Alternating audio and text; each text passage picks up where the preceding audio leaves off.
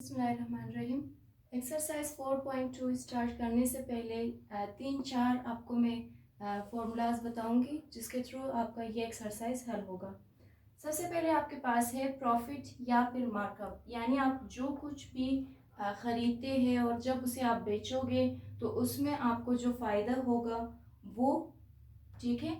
इसके बाद है प्रिंसिपल अमाउंट, यानी उसकी टोटल जो अमाउंट है वो कितनी है। फिर प्रॉफिट या फिर मार्कअप रेट कितनी होती है, और लास्ट में पीरियड।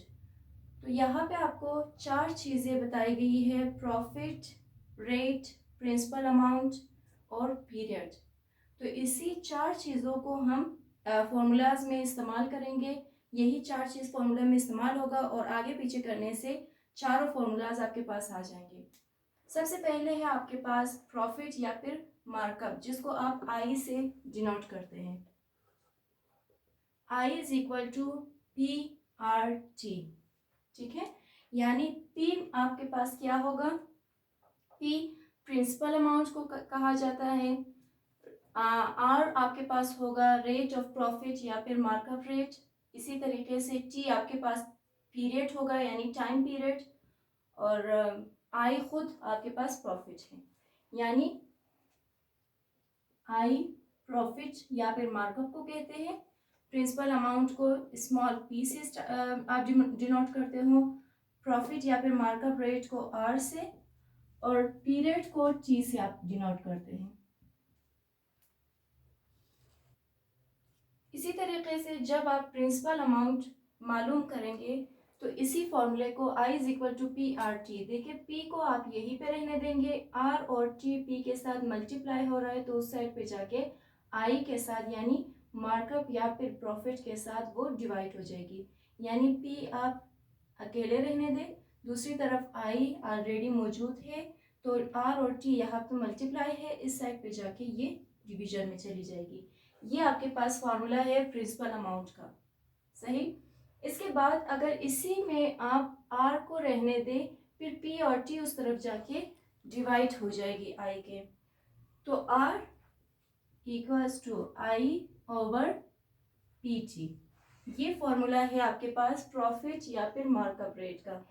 लास्ट में अगर आप टी मालूम करना चाहते हैं तो आप टी को इसी यहीं पे रहने दें, पी और आर आप दूसरी तरफ लेकर जाएंगे, यानी T is equal to I over P R. ये आपके पास 4 फॉर्मूलाज है profit, principal amount, profit rate या फिर पीरियड मालूम करने का। तो अब हम स्टार्ट करेंगे एक्सरसाइज 4.2। अब इस एक्सरसाइज में आपको चंद एक चीज़ें बताई गई है, यानी रियाल को पाकिस्तानी रुपए में या फिर डॉलर्स को पाकिस्तानी रुपए में या रुपीस को किसी और मुल्क की करेंसी में चेंज करने का तरीका भी बताया गया है। और आपको ये सब कन्वर्जन भी आपकी बुक में दी गई है, यानी कितने रुपीस इज इक्वल टू कितने रियाल होती है, या फिर कितने मिसाल के तौर पर फ्रांसीसी जो डॉलर्स है, सॉरी अमेरिकन जो डॉलर है वो कितने पाकिस्तानी रुपीस के इक्वल होगी। ये सब चीज़ें आपको बुक में बताई गई है।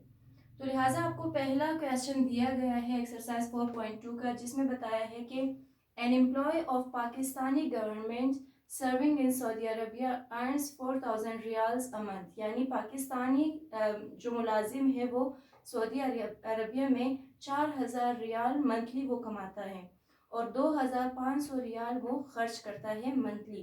तो आपको दो बातें यहाँ पे फाइंड आउट करनी है। सबसे पहले है कि आपने उसकी मंथली सेविंग आपने रुपीज़ में, ठीक है, रुपीज़ में आपको मालूम करनी है, जबकि आपको क्वेश्चन में ही दिया गया है कि 1 riyal is equal to 27.75 rupees है।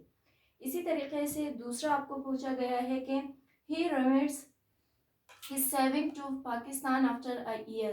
When he remits, rate is 1 riyal is equal to 28.3 rupees. Determine increase in annual saving due to change in rate. अब चेंज इन रेट की वजह से आपने उसकी एनुअल सेविंग मालूम करनी है। तो चलिए सबसे पहला हम इसका सॉल्व करते हैं। सबसे पहले आप लिखेंगे कि अर्निंग ऑफ एन एम्प्लॉय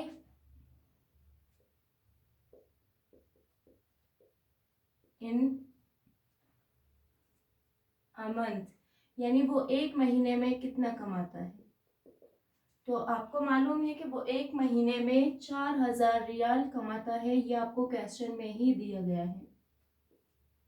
ठीक है, 4000 रियाल्स है। अब एक्सपेंडिचर उसकी कितनी है, यानी वो कितने खर्च करता है, ये भी आपको क्वेश्चन में दिया गया है, 2500 रियाल्स। इसके बाद आपको पूछा गया है कि इसकी सेविंग कितनी होगी। सेविंग आपको मालूम नहीं है, तो सेविंग के लिए आप क्या करेंगे कि जो टोटल वो कमाता है उसी में से आप उसके एक्सपेंडिचर को माइनस करेंगे, आपके पास आंसर आ जाएगा। यानी 4000 रियाल्स माइनस 2500 रियाल्स। जब इनको आप माइनस करेंगे तो आपके पास आंसर क्या होगा, 1500 रियाल्स। ये इसकी सेविंग है। ठीक है, अब नेक्स्ट आपने क्या करना है, रेट ऑफ एक्सचेंज आपको क्वेश्चन में बताई गई है। रेट ऑफ एक्सचेंज क्वेश्चन में आपको बताया गया है, जो कि है 1 riyal is equal to 27.1 riyal is equal to 27.75 rupees. ये आपको फर्स्ट क्वेश्चन में ही, फर्स्ट पार्ट में ही आपको बताया गया है। तो लिहाजा आप अगर इसी तरीके से हम जो आपके पास आंसर आया है 1500 रियाल जो वो सेव कर रहा है, 1500 रियाल को हम मालूम करेंगे कि वो, यानी अगर 1 रियाल बराबर है 27 रुपये 75 पैसे के, तो 1500 रियाल इक्वल टू कितने पाकिस्तानी रुपीस होंगी। तो हम 1500 को मल्टीप्लाई करेंगे 27.75 से, 1500 मल्टीप्लाई बाय 27.75। ठीक है, अब इन दोनों को जब आप मल्टीप्लाई करेंगे तो आपका आंसर आएगा 41,250 रुपीज। ये आपके पास फर्स्ट इसका जो पोर्शन है उसका आंसर है। अच्छा सॉरी, यहाँ पे 41,625 आपका आंसर होगा जब आप 27.75 से मल्टीप्लाई करेंगे। तो ये फर्स्ट पोर्शन का आंसर है।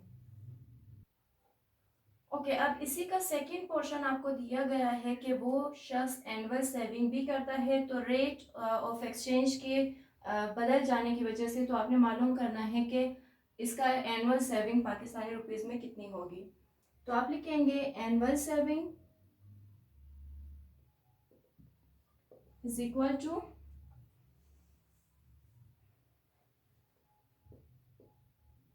जब अभी हमने मालूम किया तो 41,625 आपके पास आ गई थी। इसी को, क्योंकि ये मंथली वो सेव कर रहा है, ठीक है, तो अब इसी को आप मल्टीप्लाई करेंगे 12 के साथ। 12 महीने हैं तो 12 से मल्टीप्लाई करेंगे, आपके पास 1 साल की इसकी सेविंग आ जाएगी। तो या इसको हम मल्टीप्लाई करेंगे 12 से, तो 4,99,500 आपका यहाँ पे आंसर है। 4,99,500 ये आपके पास एनुअल सेविंग इसकी आ चुकी है। अब क्योंकि मंथली सेविंग इसकी है 1500, तो आपने एनुअल सेविंग मालूम करनी है। मंथली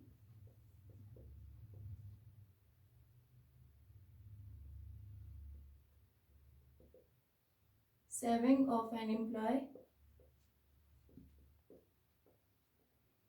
इज इक्वल टू, जब वो मंथली सेव करता है तो वो है 1500 रियाल्स। ये इस वजह से आप कर रहे हैं क्योंकि आपको रेट ऑफ एक्सचेंज के साथ अब मालूम करना है, ठीक है, क्योंकि रेट ऑफ एक्सचेंज चेंज हो चुका है, तो इस वजह से आप रियाल को कन्वर्ट करेंगे पाकिस्तानी रुपए में, रेट ऑफ एक्सचेंज को मद्देनज़र रख के। तो annual saving of an employ, annual saving इसकी क्या आएगी। अब इसी 1500 को आप मल्टीप्लाई करेंगे 12 के साथ, तो 1500 multiply by 12 is equal to 18,000 riyals. सही, ये हो गई इसकी एनुअल सेविंग। अब आपको दिया हुआ है रेट ऑफ एक्सचेंज, जो कि है 1 रियाल इक्वल टू है 28.3 रुपीज़ के, 28.3 रुपीज़। ये आपको बुक में ही सवाल में दी गई है। तो लिहाजा 18,000 रियाल्स, जब 1 रियाल इक्वल्स टू 28.3 रुपीज़ है, तो 18,000 को अब आप 28.3 से मल्टीप्लाई करेंगे, आपके पास इसकी एनुअल सेविंग आ जाएगी। 18,000 मल्टीप्लाई बाय 28.3, इसी को 18,000 को जब आप मल्टीप्लाई करेंगे 28.3 के साथ, तो आपका आंसर आएगा 5,09,400, 5,09,400 रुपीज़। ये आपके पास इसकी एनुअल सेविंग आ चुकी है। ठीक है, अब आपने क्या करना है, क्योंकि एनुअल जो इंक्रीज है वो डिफरेंस ऑफ रेट की वजह से है, तो वो आपने मालूम करना है। Annual increase due to the difference of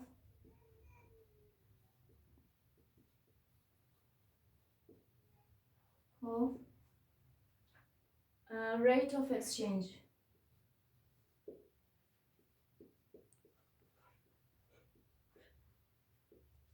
इसकी वजह से आपके पास जो चेंजेस आएगी वो आपने मालूम करना है। तो लिहाजा अब हम क्या करेंगे, 18,000 का जो आंसर आया है इसमें से ये एनुअल सेविंग वाला हम माइनस करेंगे, यानी 5,09,400 में से माइनस करेंगे हम 4,99,500। तो जब हम माइनस करेंगे -4,99,500, तो आपका आंसर आएगा 9,900।